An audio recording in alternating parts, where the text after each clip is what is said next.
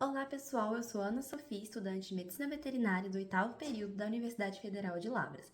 E hoje eu vou apresentar um relato de caso de cólica em equino com encaminhamento cirúrgico.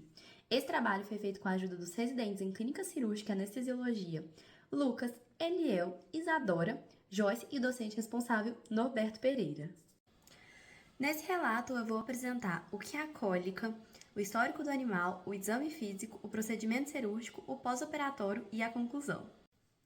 Primeiramente, o que é a síndrome cólica? Essa síndrome, que é extremamente comum nos equinos, é uma das principais causas de morte nesses animais atualmente. Ela consiste em um conjunto de sinais clínicos que estão relacionados à dor abdominal.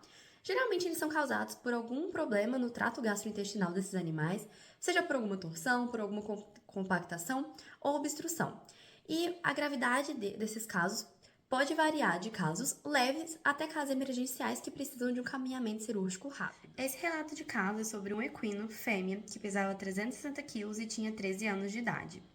Bom, o proprietário relatou que esse animal ele alimentava-se de feno, 2 kg de ração diária e era mantido ao pasto durante o dia. Também relatou que esse animal ele tinha episódios de cólica recorrentes e eles eram sempre tratados com fluneximia glumínea. E depois de algumas horas, o episódio era resolvido, a dor era resolvida. Porém, em um episódio, o proprietário teve que chamar o médico veterinário à propriedade e ele administrou sorbitol, ringer com lactato, fluneximia glumine e colocou a sonda nasogástrica e encaminhou esse animal ao hospital. Quando o animal chegou ao hospital, foi realizado o exame físico dele e observou que ele estava com frequência cardíaca de 80 batimentos por minuto, uma frequência alta para um animal da cidade, mucosa oral pálida e hipomotilidade dos 4 quadrantes intestinais. Como esse animal ainda estava apresentando dor mesmo com a administração de butorfanol, foi optado pelo encaminhamento para a cirurgia. Sob o procedimento cirúrgico, o animal ele foi mantido sob anestesia inalatória durante toda a cirurgia. Depois, foi feita a tricotomia e antisepsia do sítio cirúrgico.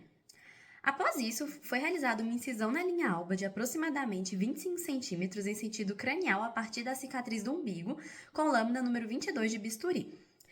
E assim que a cavidade foi exposta, observou-se que o seco estava distendido por gás, então foi realizada a aspiração dele por meio de uma agulha 4012 acoplada à seringa e a um aspirador. Depois, tirou-se a flexura pélvica da cavidade do animal e colocou-la na mesa de colotomia. E realizou-se uma incisão com bisturi lâmina número 22 e o conteúdo intestinal foi lavado em água corrente.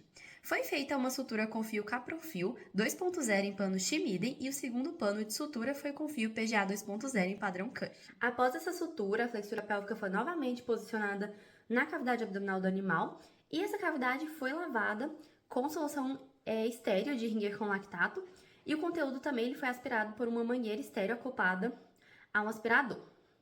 E após a lavagem, a linha alba ela foi suturada com padrão simples contínuo com fio nylon número 07, o subcutâneo padrão tipo Cushing com fio PGA 2.0 e a pele com padrão Wolf contínuo com fio nylon 2.0.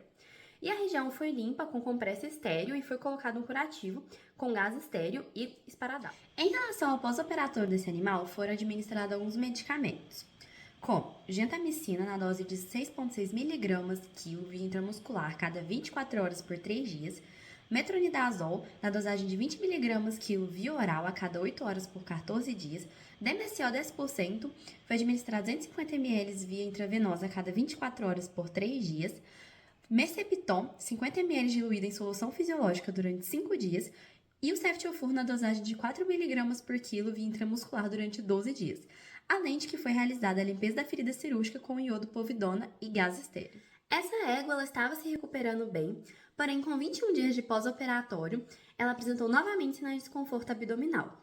Foi administrado então sorbitol, umectol, infusão de lidocaína e imunvilax, porém não resolveu o quadro dessa égua. Foi realizado o ultrassom e pôde observar muito líquido livre na cavidade abdominal. E quando realizou a abdominocentese, encontrou conteúdo amarronzado com fragmentos de fezes, sendo constatado que ocorreu uma ruptura intestinal. Infelizmente, esse animal ele teve que ser eutanasiado em seguida devido à ruptura do intestino. O que a gente pode concluir com esse relato é que os casos de síndrome cólica em equino, eles podem se tornar muito graves.